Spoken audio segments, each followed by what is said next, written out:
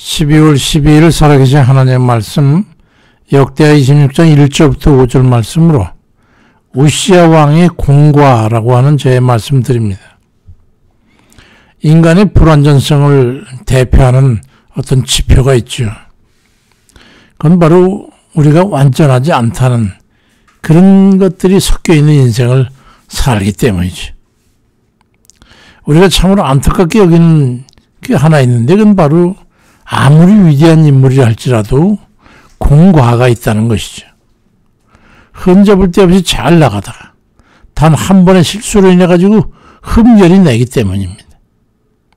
남유다의 왕 중에서 처음엔 두각을 나타냈다가 말년에 들어 유종의 미를 얻지 못하고 초라한 종말을 맞이한 왕이 있었습니다.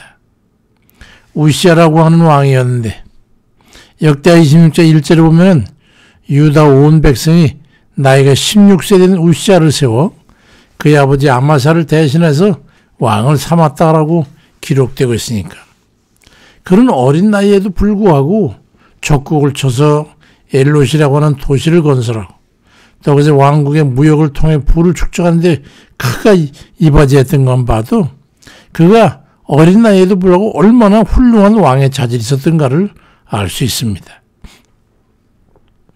더군다나 그는 신앙적으로도 정석에 가까운 왕이었는데 성경 역대하 26장 4절 이하에 보니까 우시야가 그의 아버지 아마스의 모든 행위대로 여호와 보시기에 정직하게 행하고 하나님의 묵시를 밝히 하는 스가랴가 사는 날에 하나님을 찾았고 그가 여호와를 찾을 동안에는 하나님이 형통하게 하셨더라고 말씀이 기록되어 있는 것으로 봐서 그는 신앙적으로도 전혀 나무랄 데 없는 그런 왕이었음을 알 수가 있습니다. 그는 말씀에 기록된 대로 하나님께 아주 어여삐 여김을 받는 그런 사람이었고 그로 인해 가지고 하나님 앞에 인정을 받는 동안에는 거칠 것이 없이 승승장구하는 번영과 발전과 형통함을 일으켰었습니다. 국가 안보에도 역량을 기울임으로 해가지고 강력한 국방력을 가지고 있었어요. 그뿐만이 아니라 역대하 26장 15절에 보니까 그의 이름이 멀리 퍼지면 기이한 도우심을 얻어 강성하여짐이었다라고 말씀하고 있는데 그는 사람의 노력과 능력뿐만이 아니라 하나님의 기이한 도우심을 힘입어서 놀라운 하나님의 능력으로 강성함을 이루게 됐던 겁니다. 그렇게 위대한 왕정을 베풀어 가던 중에 그에게 마귀가 틈타게 됐어요. 역대하 26장 16절에 보니까 그가 강성하여짐에 그의 마음이 교만해져서 악을 행하여 그의 하나님 여호와께 범죄하되 곧 여호와의 성전에 들어가서 향단에 분향하려 한지라. 그는 결국 그 결과로 인해 가지고 인생이 곤두박질치게 됐던 겁니다.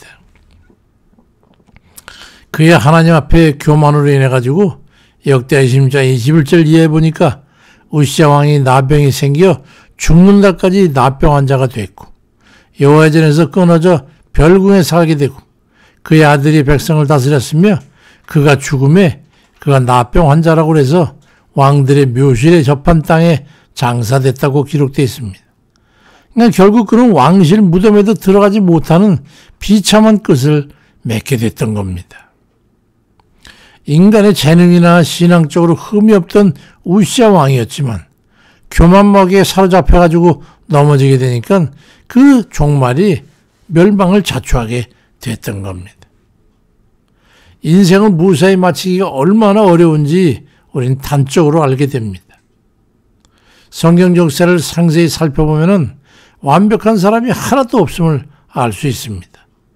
물론 태초의 최초의 인간 아담과 화도 그랬지만 사도행전 13장 22절에 보니까 다윗을 왕으로 세우시고 증거하여 가라사대 내가 이세 아들 다윗을 만나니 내 마음에 합한 사람이라 내 뜻을 다 이루게 하겠다고 해서 그렇게 말씀하셨을 만큼 하나님 마음에 흡족하게 들었던 다윗 왕조차도 부하 장수의 아내를 흉계로 빼앗고 충성스러운 장군을 억울하게 죽게 함으로써 그의 후예들 다윗의 후예들이 모두 피에 물드는 그런 왕조를 이어가게 됐던 것을 우리가 보게 됩니다. 그의 아들 솔로몬도 그랬습니다.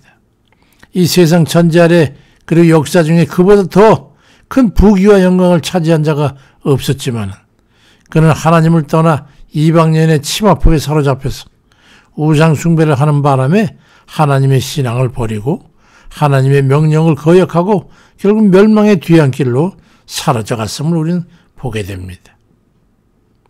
열왕기상 11장 9절에도 보니까 솔로몬이 마음을 돌려 이스라엘 하나님 여호와를 떠남으로 여호와께서 일찍이 2번이나 그에게 나타나셔서 다른 신을 따르지 말라 했지만 그가 여호와의 명령을 지키지 아니므로 여호와께서 솔로몬에게 말씀하시되 네가 내 언약과 내가 네게 명령한 법도를 지키지 아니했으니 이 나라를 네게서 빼앗아 네 신하에게 주리라고 그리 말씀을 해가 결국 이스라엘 왕국이 남과 북으로 나뉘어지는, 그래서 결국은 최후의 2나라 다 멸망하게 됐던 겁니다. 인생은 요단강을 건너기 전까지는 방심할 수 없는 것을 깨달아야 돼요. 목숨이 다해서 이생이 삶이 끝나고 주님전에 이르긴 그 시간까지는 아무도 완전할 수 없다는 거예요. 언제 넘어질지 모른다는 거예요. 하나님의 은혜 아래 한치도 벗어나서는 우리가 항상 위험하다는 것을 잊지 않아야 합니다. 자신이 뭔가 할 수 있고 자신의 공덕이 있는 것 같고 자부심은 고개를 들거든 아하, 내가 지금 멸망 앞에 서 있구나는 것을 알고 깨닫고 늦기 전에 회개하고 내려앉으시기 바랍니다.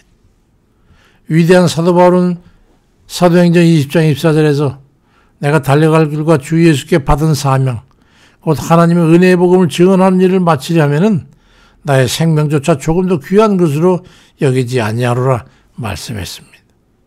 우리 영혼을 구원하는 길에는 목숨을 걸어야 할 만큼 늘 우리는 우리 자신을 채찍질하고 겸비해야 되는 겁니다. 무엇을 그리 자꾸 챙기십니까? 더 손에 뭔가 더 쥐어야 할 거 있습니까? 요단강을 건널 때는 단 하나의 무게도 허용이 안 된다는 것을 모르시겠습니까?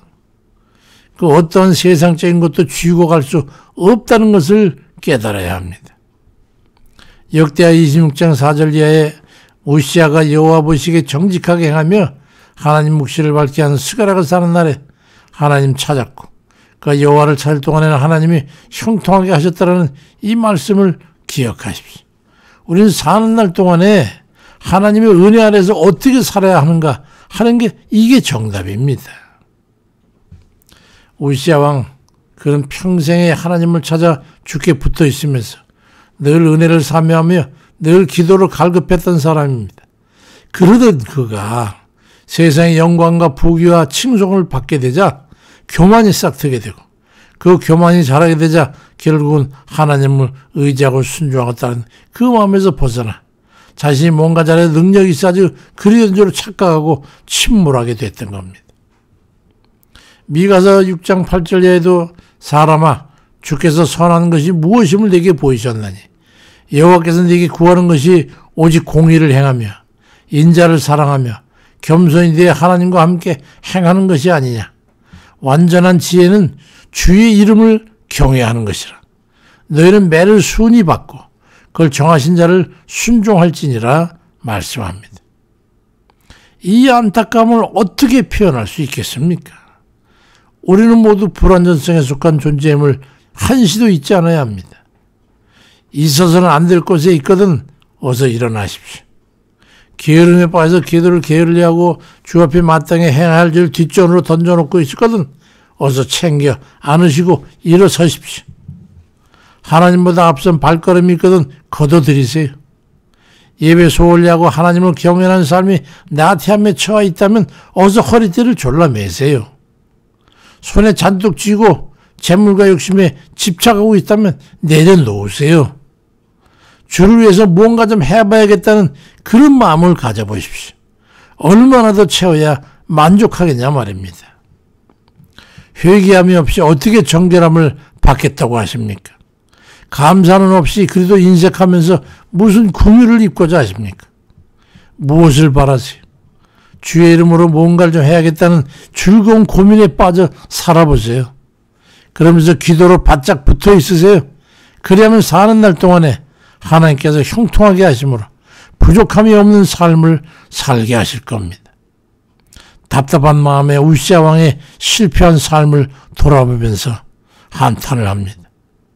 하나님을 찾고 찾아 만나시고 기도로 한시도 주님과 분리되지 않는 그런 동행의 삶이 되시기를 주의 이름으로 축원드립니다. 감사하신 아버지, 우리가 미련하고 둔해서 오늘도 주님 깨닫지 못하고 내 저 걷는 걸음이 동물적이고 주님 짐승에 불과한 그런 육적인 삶이었을 뿐입니다. 이를 고백하고 다시 또 우리 자신을 돌아보며 한숨 짓고 한탄하고 주 앞에 회개하고 뉘우쳐 주 앞에 고합니다. 우리의 부족하고 어리석음과 미련하고 둔한 것을 용서하옵시고 주님 우리에게 지혜와 또 지식을 주셔서 하나님을 알고 하나님의 뜻을 깨닫고 아버지 하나님께서 우리에게 원하시는 것이 무엇인가를 깨닫고 그 삶을 바르게 살아드릴 수 있는 그런 저희 되게 아버지 인도해 주옵소서.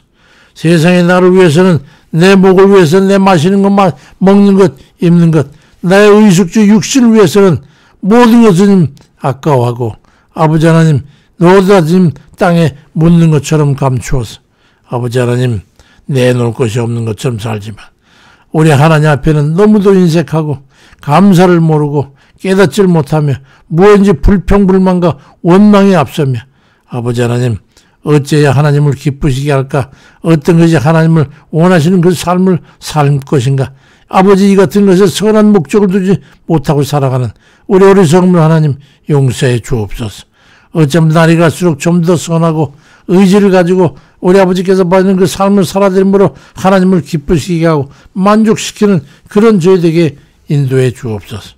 너희는 먼저 그 나라와 의를 구하라. 그래야만 이 모든 것을 너에게 더하리 하신 주님의 말씀을 깨달아서 우리가 어떻게 살아야 하나님 앞에 형통한 삶이 될 건가를 앞과 선후를 이제 뒤바뀌지 않도록 아버지 인도해 주옵소서.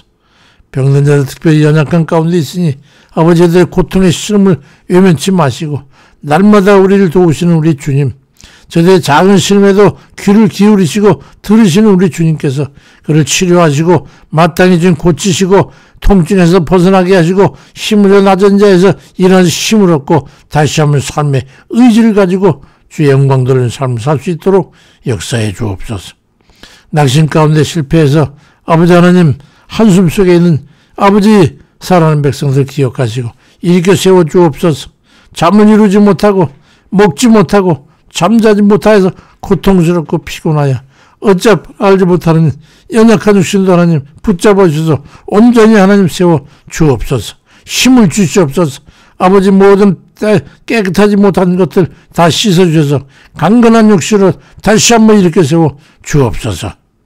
아버지 삶의 계획들을 가지고 마음은 있으나 육신이 약해서 피곤하고 고난이 우리 아버지께서 힘을 주시고 능력 주셔서 아버지 하나님 그걸 잘 감당할 수 있도록 도와주시고 필요한 것들 하나님의 공급하신 것처럼 채워주셔서 모든 일을 다 주셔서 마침내 기어이 아버지께서 약속하신 말씀대로 능히 이루어서 우리 하나님께 영광 돌리고 주의 영광을 위해서 모든 것 삶의 마지막을 잘 장식할 수 있도록 인도해 주옵소서.